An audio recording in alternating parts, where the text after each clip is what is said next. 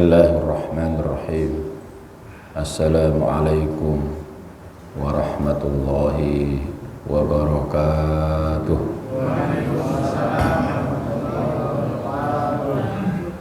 Alhamdulillahi rabbil alamin. Wa bihi nasta'inu ala umurid dunya waddin. Wassalatu wassalamu ala asyrafil anbiya'i wal mursalin wa ala alihi wa sahbihi ajma'in, amma ba'd. Usikum wa iyaya nafsi bitaqwallah, faqad fazal muttaqun. Jamaah rahimakumullah, alhamdulillah, pada malam hari ini dengan izin Allah Subhanahu wa ta'ala kita dapat menunaikan sholat maghrib berjamaah sekaligus hadir di majelis ilmu yang mulia.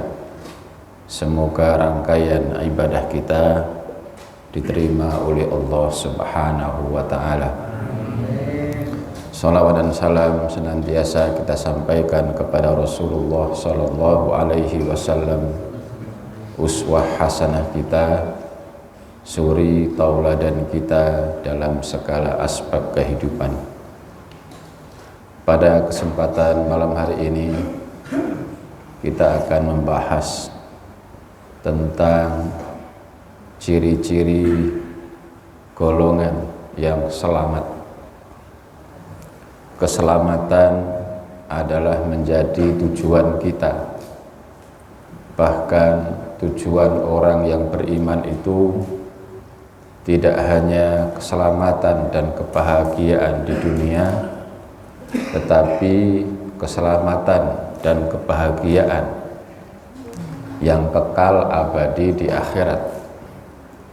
Makanya kita senantiasa memanjatkan doaul jami', doa yang menyeluruh, doa yang berisi permohonan agar kita diberikan oleh Allah kebaikan baik di dunia maupun di akhirat. Rabbana atina fid dunya hasanah wa fil akhirati hasanah wa qina adzabannar. Rabbana, wahai Rabb kami, atina, anugerahilah kepada kami, fid dunya, di dunia ini, hasanah, kebaikan, wa fil akhirati hasanah, dan di akhirat pun kami mendapatkan kebaikan, wa qina adzabannar, dan peliharalah kami, jauhkanlah kami dari azab api neraka. Inilah doa yang menyeluruh yang senantiasa kita panjatkan kepada Allah Subhanahu wa ta'ala di setiap waktu, di setiap keadaan. Oleh sebab itu, golongan yang selamat adalah golongan yang senantiasa kita cita-citakan agar kita berada di dalamnya. Ciri-cirinya, yang pertama, memiliki komitmen yang jelas untuk mengembalikan segala perkara dan persoalan kepada Allah dan Rasul-Nya. Kepada Allah dan Rasul-Nya maksudnya adalah kepada kitab Allah dan sunnah Rasulullah sallallahu alaihi wasallam. Oleh sebab itu, di dalam surat Al-Hujurat ayat yang pertama, ayat ini ditujukan kepada orang-orang yang beriman.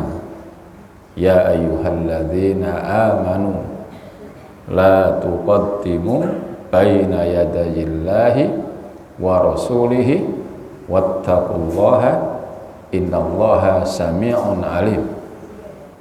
Wahai orang-orang beriman, janganlah kalian mendahului Allah dan Rasul-Nya. Maksudnya, janganlah kalian mengambil keputusan dalam suatu perkara kecuali kalian melihat dulu bagaimana Allah dan Rasulnya menetapkan ya hukum perkara tersebut. Jadi jangan main hakim sendiri ya dalam segala perkara yang kita dapatkan, tetapi kita jadikan Allah dan Rasulnya, kita jadikan kitab Allah dan sunnah Nabi sebagai hakim untuk mengatur dan memutuskan segala perkara yang kita hadapi, baik itu perkara-perkara yang berkenaan dengan kehidupan dunia, apalagi perkara-perkara yang berkenaan dengan urusan agama. Nah, jamaah rahimakumullah, ayat ini ditujukan kepada orang-orang yang beriman agar tidak mendahului Allah dan tidak mendahului Rasulullah. Wattaqullah, bertakwalah kalian kepada Allah. Maksudnya apa? Bertakwalah kalian kepada Allah. Jangan sampai kalian itu memutuskan suatu perkara mendahului keputusan Allah dan Rasulullah Shallallahu Alaihi Wasallam. Banyak perkara-perkara yang terkadang diselesaikan melalui hukum dan ketentuan di luar hukum dan ketentuan Allah. Dasarnya apa? Tradisi, ya, nenek moyang. Kalau tradisi nenek moyang itu tidak ada hubungannya dengan agama, tentu boleh-boleh saja kita akomodir.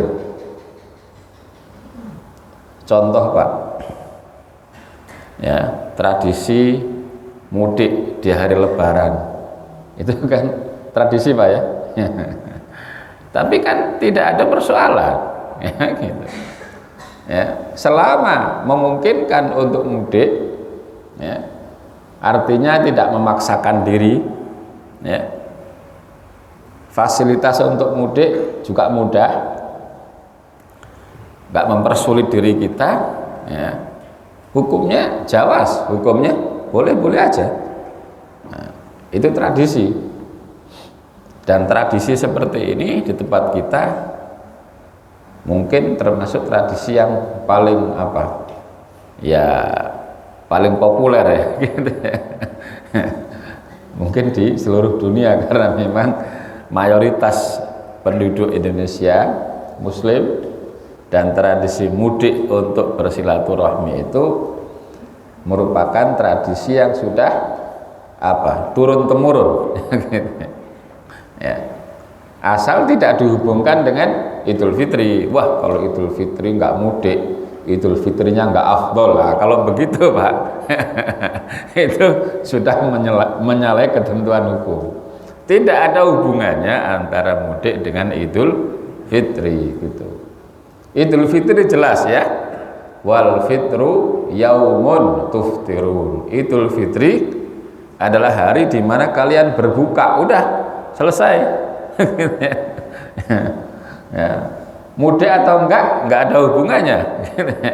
Ya, kita mudik karena memanfaatkan momentum cuti, ya, cuti bersama yang lumayan waktunya panjang, ya. Kendaraan yang mengantarkan kita ke tempat tujuan ada, entah kendaraan pribadi, entah kendaraan umum, ya, biayanya ada. Tidak memaksakan diri untuk berhutang ke sana kemari. Kalau berhutang ke sana kemari, kemudian nanti pulang ke sini menanggung hutang yang banyak, ya, nah itu menjadi tidak boleh Pak, ya. Kenapa? Memaksakan diri untuk hal-hal yang di luar kemampuannya. Padahal Allah berfirman, la yukallifullahu nafsan illa wus'aha. Allah tidak membebani seseorang kecuali sesuai dengan kemampuannya. Dalam persoalan ibadah pun Allah tidak akan membebani ya hambanya di luar kemampuannya, apalagi dalam perkara-perkara yang boleh iya boleh tidak. Ya, kan ada juga yang gitu Pak ya, memaksakan diri wajib pulang kampung walaupun harus berhutang ke sana kemari. Itu nggak boleh itu. Ibadah saja Allah tidak memberikan beban di luar kemampuan kita, ya. Shollu qaiman, ya. Salatlah, sholli qaiman, ya. Salatlah dengan berdiri. Fa illam tastati, kalau nggak mampu fa qaidan, boleh dengan duduk, ya. Tidak mampu itu ya bisa saja karena sakit, bisa saja karena situasinya, ya kan Pak ya, di kereta umpamanya, ya kita sholat sambil duduk, berdiri nggak apa-apa, ya Allah berikan kemudahan. Ada juga Pak orang yang sholat di kereta sambil berdiri, ya, di antara dua kursi itu. Ya, walaupun goyang-goyang, kadang-kadang ada kondektor lewat harus minggir, nggak boleh, ya. Karena apa? Kita diberikan oleh Allah kemudahan. Ya, Pak diberikan yang mudah masa ditolak Pak? Ya. Yuridullahu bikumul yusra wala yuridu bikumul usra. Ya. Kalau kereta sedang ngerem mendadak nanti bisa membahayakan diri sendiri. Betul Pak ya? Ya, kalau lagi ruku umpamanya, kalau lagi sujud mungkin relatif agak aman ya posisi badan kita. Kalau lagi ruku itu kan rentan Pak ya, tiba-tiba ya kereta direm mendadak, wah itu bisa berbahaya. Nah, ibadah saja tidak boleh membahayakan diri sendiri, ya gitu. Apalagi tradisi-tradisi yang hukumnya mubah, gitu.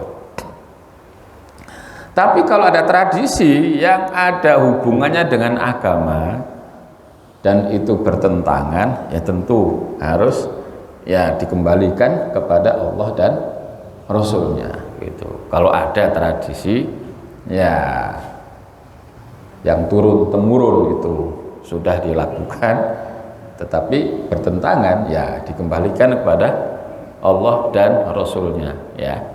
Kalau enggak, ya itu berarti kita mendahului Allah dan Rasulnya. Innallaha sami'un alim, Allah maha mendengar doa-doa kita, alim, maha mengetahui ya tentang hikmah dibalik semua hukum-hukumnya, ya. Jadi semua hukum Allah ini Pak, walaupun kadang-kadang dalam pikiran manusia itu apa? Tidak fair, tidak adil, ya. Ingat Allah tahu, maha tahu, ya, hikmah dan manfaat dibalik hukum-hukum yang Allah tentukan. Ya, kadang-kadang kan orang ada yang menuduh hukum Allah ya tidak fair, tidak adil, tidak relevan, ya, dengan konteks negara ini, konteks negara itu, kan, ya.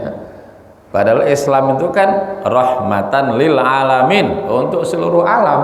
Alam itu ya nggak cuma di negara kita, nggak cuma di negara Saudi, nggak cuma di negara Mesir. Alam itu ya seluruh, ya, alam ini, ya. Itu betul-betul Islam menjadi rahmat.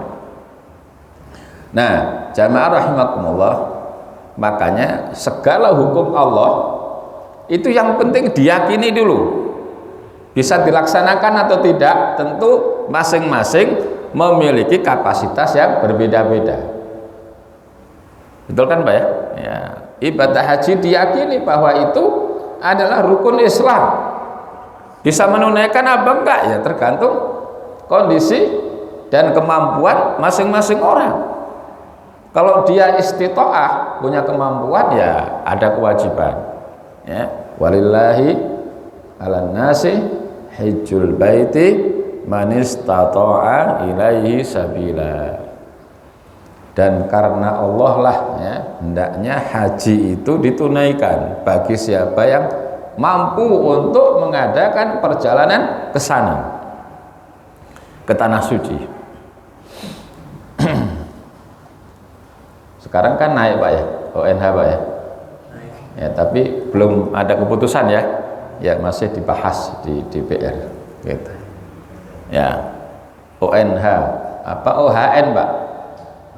Ongkos naik haji apa ongkos haji naik? OHN ya, ongkos haji naik. Nah, naiknya sangat sangat besar. Biasanya 40 jutaan, sekarang mungkin 68 juta, tapi itu belum ada pengumuman resmi ya dari pemerintah gitu ya. Ya mudah-mudahan walaupun naik ya tidak ya setinggi itu Pak ya, tidak sebanyak itu ya. Nah, kalau kemudian benar diputuskan 68 juta, kemudian yang sudah dapat kuota dan tidak mampu melunasi ya tahun itu masuk kategori belum ada kemampuan. Gitu ya. Ya, gitu. Kan 25.500.000 berarti sudah dapat kuota kan Pak ya. Nanti kalau ditetapkan 40 juta berarti kan tinggal 15 juta. Begitu ditetapkan 65 juta, wah tahun itu walaupun dia dapat giliran tapi nggak bisa melunasi ya tahun itu berarti belum ada istitoah bagi yang bersangkutan ya. Itu wah tahun ini walaupun saya dapat giliran ya saya nggak mampu melunasi ya tahun ini saya belum mampu, mudah-mudahan tahun depan ada kemampuan. Tahun ini nggak ada kewajiban karena tidak ada kemampuan untuk melunasi ya. Nah jamaah rahimakumullah, jadi agama itu pun ya tidak ada yang mengarahkan ya kepada apa kesulitan ya gitu ya, semuanya biqadril istitoah, sesuai dengan kemampuan. Nah jamaah rahimakumullah, maka di dalam Al-Quran juga Allah berfirman ya, wa'tasimu bihablillahi jami'a, berpegang teguhlah kalian kepada tali Allah, maksudnya agama Allah ya, secara berjamaah, karena memang Islam ini Pak tidak akan bisa dilaksanakan dengan sempurna kecuali dengan berjamaah ya. Ibadah-ibadah ada yang sifatnya individu ya, tetapi kesempurnaannya itu melalui berjamaah. Sholat individu boleh kan Pak ya, munfarid boleh, tapi kalau sholat jamaah ya tentu lebih sempurna, lebih utama. Keutamaannya ya sudah sama-sama kita ketahui 27 derajat. Itu menunjukkan jamaah itu akan membawa kesempurnaan di dalam menunaikan ibadah. Haji apa bisa Pak sendiri haji? Tidak bisa. Ya, pasti nanti di sana ketemu dengan ya kaum muslimin dari mana saja. Zakat walaupun sifatnya individu tapi ada dampak sosialnya ya. Zakat fitrah, zakatul fitri umpamanya ya, itu kan dampak sosialnya apa? Tu'matan lil masakin, untuk memberi makan orang-orang miskin. Zakatul fitri tuhrotan lis-shaim minal lagwi warrafath wa tu'matan lil masakin. Zakat fitri itu dibayarkan untuk apa? Membersihkan orang-orang yang berpuasa dari hal-hal ya yang sia-sia, dari ucapan dan perbuatan yang tidak patut, yang enggak senonoh gitu ya. Wa tu'matan lil masakin, dan untuk memberi makan orang-orang miskin ya. Memang individu Pak ya yang menunaikan, tapi ada dampak sosialnya. Ya, itu menunjukkan ajaran agama itu tidak bisa dilaksanakan secara individu. Kesempurnaannya itu ditentukan oleh apa? Berjamaah ya, bersama kaum muslimin. Makanya zakatul fitri itu kan pakai apa? Pakai makanan pokok. Jangan dikonversi dengan uang Ya namanya memberi makan, makan itu kan pasti makanan pokok ya Pak ya. Ya, dan itu memudahkan ya kaum muslimin di mana saja, karena kaum muslimin semuanya punya makanan pokok. Di sini beras, di tempat lain sagu, di tempat lain apa, di tempat lain apa, ya semua punya makanan pokok yang menjadi ya apa ya ciri khas masing-masing suku, masing-masing bangsa. Nah, pakai makanan pokok ya, tidak pakai uang ya. Kalau kita beras ya pakai beras, kita bagikan beras. Memang ada yang membolehkan pakai uang gitu ya Pak, nanti kalau pakai uang ya, contoh zakatul fitri dibagi pakai uang, diberikan istrinya, suaminya tahu, diminta sama suaminya untuk beli rokok, bisa jadi Pak ya. Tapi kalau zakatul fitri diberikan oleh panitia kepada yang berhak pakai beras, Bu, mana berasnya Bu? Untuk apa? Mau Bapak jual, beli rokok ya, itu sih urusan yang bersangkutan. Tapi kalau kalau uang itu mudah diambil untuk membeli sesuatu yang nggak bermanfaat. Kalau enggak nanti anaknya minta, Bu tadi dapat bagian zakat fitri ya Bu ya? Iya, berapa? 100.000. Minta Bu, buat apa? Beli kembang api. Bisa jadi Pak ya? Buat beli mercon. Dinyalakan ketika orang sedang terawih, betul Pak? Nah ya, nggak terpenuhi itu sasarannya ya. Makanya ya zakatul fitri itu tu'matan lil masakin, untuk memberi makan orang-orang miskin ya. Jadi berupa makanan pokok, dan itu memudahkan kaum muslimin untuk menunaikan zakatul fitri. Nah jamaah rahimakumullah, jadi disebutkan tadi berjamaah Islam ini tidak bisa tidak bisa ditunaikan dengan sempurna ya, hanya dengan sendiri-sendiri. Belum lagi berkenaan dengan fasilitas ya Pak ya, fasilitas ibadah nggak mungkin ya dilaksanakan sendiri. Wah, ada Ustadz yang bisa bangun masjid sekian miliar sendirian tapi walaupun demikian perlu tukang kan. Kan perlu tukang Pak ya. Perlu arsitek yang mendesain bangunannya seperti apa, biayanya kira-kira berapa, butuh waktu berapa bulan, berapa tahun ya. Itu melibatkan orang lain. Bisa saja yang mengcover dananya satu orang, bisa jadi ya, tetapi tetap melibatkan orang lain ya, karena tanpa itu ya sarana dan prasarana ibadah tidak akan bisa ya dilaksanakan dengan sempurna. Nah jamaah rahimakumullah, maka tadi ada kata ya wa'tasimu bihablillahi jami'a ya. Kemudian ada larangan wala tafarraqu, janganlah kalian berpecah belah. Perpecahan ini Pak real ada Pak di tengah-tengah kaum muslimin ya Pak ya. Apalagi kalau kita melihat partai-partai Islam ya, realita perpecahan itu sudah terlihat, betul nggak Pak? Partai ini pecah bikin yang lain ya, partai ini pecah bikin lagi yang lain ya. Partai Amanat Nasional pecah, pecahannya Partai Umat umpamanya. PKS ada ya selisih paham, ada lagi Partai Gelora umpamanya, dan yang lain-lain ya. Tapi fenomena gini nih Pak, jangan sampai masuk ke masjid Pak. Kalau masuk ke masjid, waduh udah berbahaya Pak. Silahkan secara individu berafiliasi ke partai ini, partai itu, tapi kalau udah di masjid itu udah jangan ada Pak pakai kaos kemudian ya belakangnya kan gambar partai, itu jangan Pak. Silahkan kaos dipakai di luar, kalau sudah masuk masjid itu jangan dipakai Pak ya.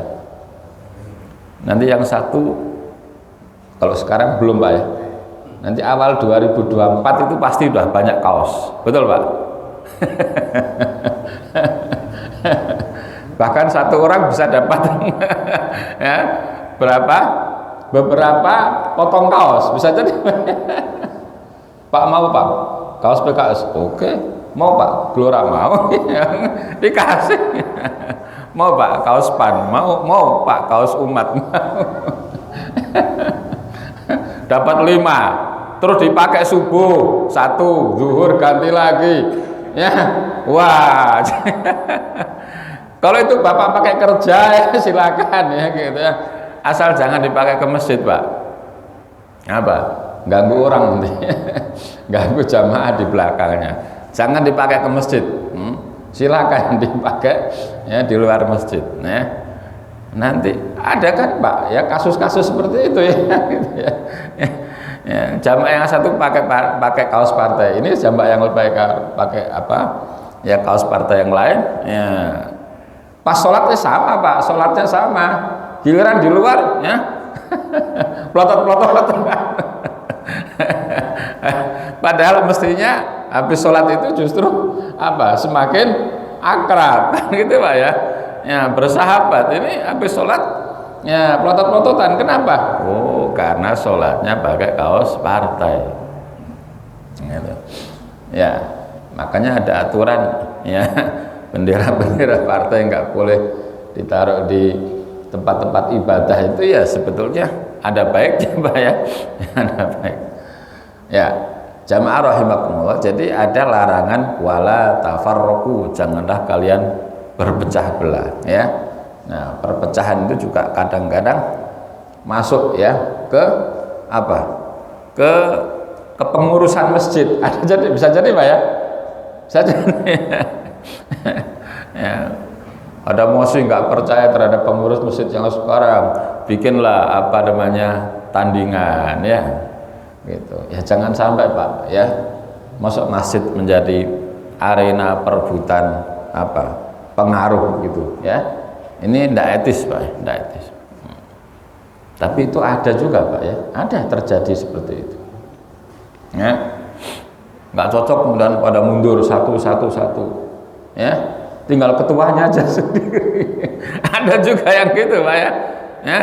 Ya seksi ini mundur semuanya, tinggal termasuk bendahara sekretarisnya mundur semuanya gara-gara nggak cocok dengan ketuanya ya gitu ya. Ya padahal ya sebetulnya perkara-perkara itu bisa diselesaikan ya. Nah jamaah rahimakumullah, jadi kembali kepada Quran dan sunnah Nabi. Quran dan sunnah ini sudah menjadi paket, satu paket yang nggak bisa dipisahkan ya. Innama utitul kitabah wa mislahu ma'ahu. Rasulullah bersabda begitu, sesungguhnya aku telah diberikan oleh Allah kitab Al-Quran dan yang serupa dengannya, maksudnya hadis Nabi SAW ya. Kalau Al-Quran ini Pak udah jelas dijamin oleh Allah apa isolah originalitasnya. Jadi kalau ada perubahan, jangankan satu kata, satu harokat pun kalau ada perubahan pasti diketahui ya, melalui para huffaz, para penghafal Al-Quran ya. Kalau ada perubahan pasti diketahui. Contoh Pak, Qurannya orang Syiah itu ya udah diketahui Pak ya. Di antara cirinya selalu sesudah kata Nabi Muhammad itu ya, atau kata abdihi, hamba Allah, maksudnya Nabi Muhammad, itu ditambah lagi kata Ali ibni Abi Thalib ya. Dicetaknya bisa sama Pak ya, masalah layoutnya bisa sama gitu ya, tapi nanti begitu baca wa in kuntum fi raibim mimma nazzalna ala abdina wa ala ali ibni Abi Thalib, nah ya, nah itu berarti Qurannya orang Syiah yang sudah ditambah-tambah ya. Jangankan Quran Pak ya, Injil saja dicetak berbahasa Arab persis seperti Al-Quran ya. Setiap suratnya diawali dengan Bismillah gitu ya. Ya kalau nggak paham dikiranya Quran gitu Jadi Quran selalu ya yahtaju ilal hadis, membutuhkan hadis Nabi. Tidak bisa enggak. Kalau hanya Quran saja pasti ibadahnya enggak benar, pasti salah. Ya. Contoh sholat kan kaifiatnya enggak ada di dalam Quran Pak ya, tapi adanya di dalam hadis. Kaifiat wudu ya dari awal sampai akhir itu di dalam Quran enggak ada ya, yang ada di dalam hadis. Kalau di Quran ya cuma waghsilu wujuhakum, cuci wajah kalian, wa aydiyakum ilal marafiq, kedua tangan kalian sampai siku, wamsahu biruusikum, usaplah kepala kalian. Cara mengusapnya nah, itu kan dalam hadis Pak ya, nah, dari depan kembali ke belakang, nah, dari depan ke belakang, dari belakang kembali ke depan. Wa arjulakum, cucilah ya, kedua kaki kalian, ilal ka'bain, sampai ke mata kaki. Udah itu aja Pak. Kalau di Quran ya, nggak ada cuci tangan, nggak ada kumur, nggak ada memasukkan air ke hidung, mengeluarkan dari hidung, nggak ada ya. Nah makanya Pak, ada kelompok ingkar sunnah ya Pak ya. Kelompok ingkar sunnah ini juga nggak benar Pak. Karena apa? Mengingkari hadis Nabi sebagai sumber hukum Islam. Mereka mencetak buku Pak, namanya Kebenaran Al-Quran ya. Biasanya dibagi-bagi ke masjid-masjid secara cuma-cuma, tapi di dalamnya ada amplop ya, mau nyumbang boleh, enggak juga enggak apa-apa. Itu Pak, enggak ada satupun hadis, semua Quran. Dan sudah ditengarai sebagai kelompok ingkar sunnah, mengingkari sunnah Nabi. Ya andaikan Pak ya, andaikan ada yang datang kemari izin kepada DKM, pengurus DKM, Pak saya mau membagikan buku ini ya, cuma-cuma. Bukunya apa? Kebenaran Al-Quran ya. Lebih baik tidak usah diterima. Ya gitu ya. Nah, mohon maaf kami nggak terima buku ini ya gitu. Karena apa? Takut dibaca jamaah yang tidak paham ya tentang pencetak buku itu, dengan jamaah yang awam terpengaruh dengan kitab tersebut. Itu ditengarai kitabnya ingkar sunnah, kelompok yang mengingkari sunnah Nabi. Enggak ada satupun hadis yang dicantumkan, semuanya Al-Quran. Nah jamaah rahimakumullah ya, ini ciri yang pertama ya gitu, bahwa Quran membutuhkan hadis. Makanya dalam Al-Quran kalau disebutkan apa? Ada kata Alkitab, sesudahnya ada kata Al-Hikmah. Hikmah di situ itu, kalau hikmah itu disebut sesudah kata Alkitab, maka hikmah itu maknanya adalah sunnah Nabi. Ya. Ada yang tanya Pak? Dan tanya Pak.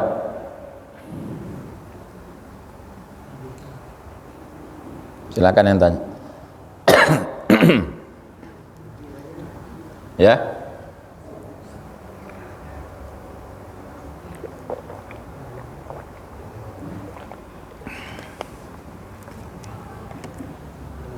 Ya. Kaos partai ya.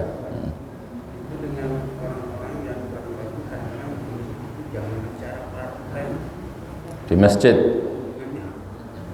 Iya. Karena dikhawatirkan memecah belah umat. Ya kan Pak ya? Kan jamaah ini berafiliasinya ya kepada partai kan beda-beda. Bisa jadi Pak ya? Iya. Pilihannya kan beda-beda. Bisa jadi yang ini ke P3, yang ini ke PAN, yang ini ke Golkar, yang ini ke ya PKS, yang ini ke Partai Umat, yang ini ke Gelora, yang ini ke PSI. Jangan kalau walaupun ada umat Islam yang jadi pengurus DPP PSI ya, partai apa itu, Serikat Solidaritas. Itu Pak, kalau di bawah-bawah itu jadi memecah belah umat. Itu pasti Pak ya. Nah, tempo hari di masa-masa kampanye itu di Jawa Tengah apa di mana gitu ya, ada masjid yang apa ya, mensyaratkan penceramah-penceramahnya kalau nggak dari partai ini nggak boleh. Kan jadi begitu Pak ya, akhirnya apa, masjid ini atau masjid itu adalah masjid partai tertentu ya, gitu.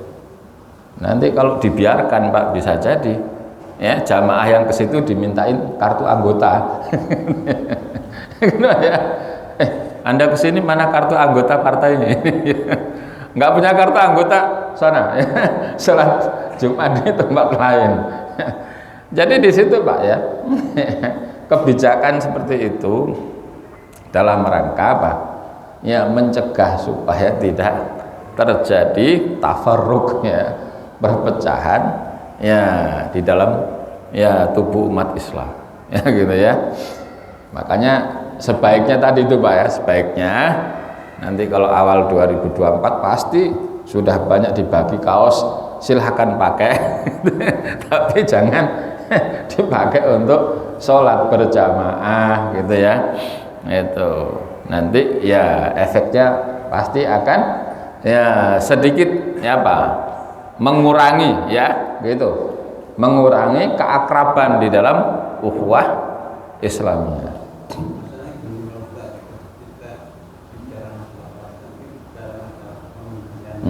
Ya tinggal bicara masalah kepemimpinan aja dalam Islam, udah ya. Kepemimpinan dalam Islam itu penting, makanya ya. Contoh sholat jamaah nggak ada pemimpinnya gimana? Kan nggak sah kan gitu. Ada imamnya ya, tapi nggak kemudian nah terus pilih yang ini ya, gitu, nggak usah gitu. Ya, bicara pentingnya memilih pemimpin ya, gitu.